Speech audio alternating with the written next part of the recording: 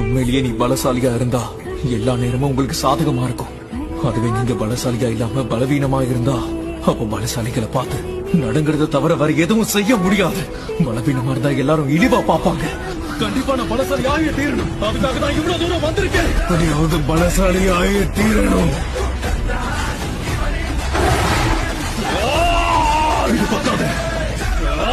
இது அவ்வளவு கஷ்டமானதுலாம் இல்ல.